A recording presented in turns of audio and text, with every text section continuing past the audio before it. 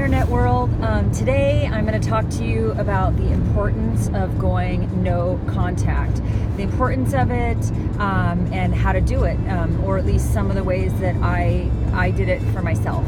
So why do you need to go no contact with a narcissist? It could be a narcissist, a sociopath, a malignant narcissist, or a psychopath. But why would you go no contact with a toxic person? Well, obviously you do it to get away from them. That's one reason. But I think the biggest reason is like to start healing, because when you have contact with them in any form, it could be email, phone calls, text messages, or seeing them, what will happen is you will get triggered and re-injured, and so it's really difficult for you to really start the internal healing necessary to recover from this sort of toxic relationship. The other reason is once you go no contact and you get fully away from them, you are able to get a lot more clarity on what actually was occurring in the relationship, and because they use a lot of psychological manipulation to keep you bonded to them. Once you get away from that, you are able to sort of get a more logical, rational perspective on the reality of the situation, and you are able to see that you were being manipulated and coerced into staying with them, or continuing that toxic dance with them. So here's some of the tips that I use to go no contact. First of all, I wrote down a list of my triggers on a large poster board. So my triggers were getting a text message from him, getting an email from him, phone call from him, seeing him, seeing or speaking with one of his family members. And I wrote these down on a poster board, and I realized that the most fundamental way that I could avoid being triggered by this person to cause me emotional pain was to simply avoid those triggers. So how do you do that? Well, I blocked him on the phone, I blocked him on the email, and I just blocked him.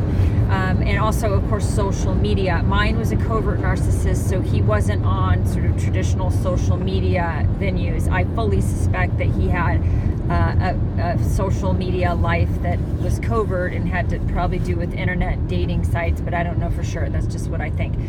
So that's one way, is write down your triggers. Another thing you can do is I downloaded an app on my phone, and it's called Habit Bowl, but there's many other apps like this. And these are apps that will help you, they're typically used for helping you quit smoking, or to start exercising, or to start drinking 8 glasses of water a day.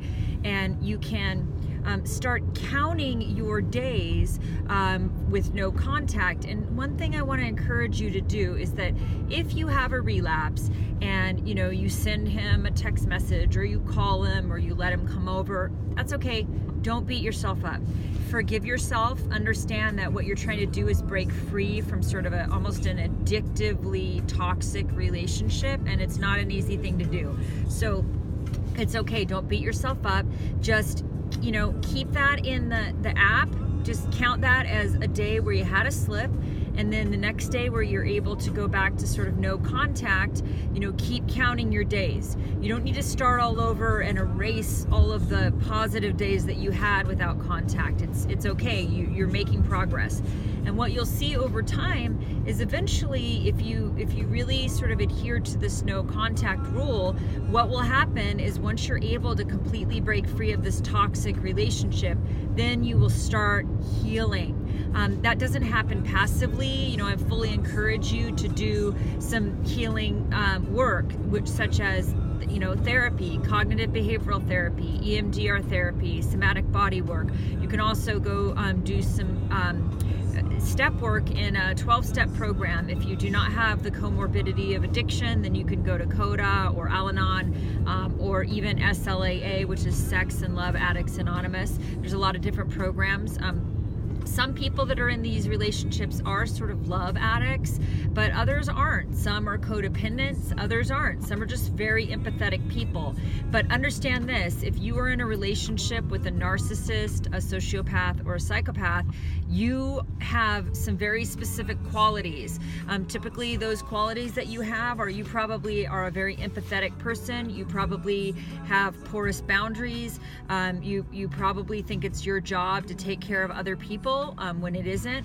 So I'm guessing that you probably have a lot of those qualities because they do not target, selfish people typically do not target other selfish people to be in relationships with. Although there are some exceptions to that. Sometimes narcissists find other narcissists, and whoa, when that happens, watch out, because during the love bombing stage it can be great because they're just playing with each other, but then they typically implode and it's not a pretty thing. But I don't know, hopefully this sort of encouragement on going no contact is helpful for you. I can tell you from personal experience that I'm like 5 months into no contact, and that is where my freedom, my healing started to occur, where I started to feeling joy in my heart, and I started to get back to some of the old things that I loved in my life, like climbing and exercise and spending time with my friends. And I sort of was able to get out of the isolation. It's really, really, one other tip for you.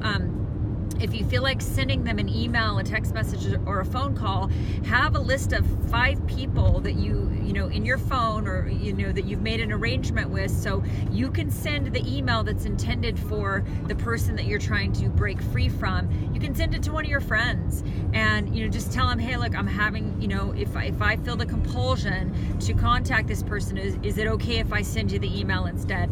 And I had this really awesome friend, and what she would write back was so cool. She would be like, Kat, none of this is your fault. This is not your shit. I love you very much. You're safe and protected.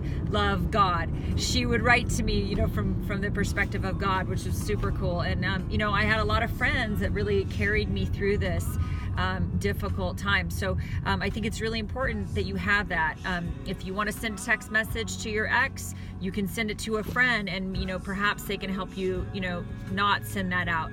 And keep in mind that I do understand that it's a normal human thing to want to go to somebody that you've been in a long-term relationship with, that you thought that you loved, and you thought you were building a life together.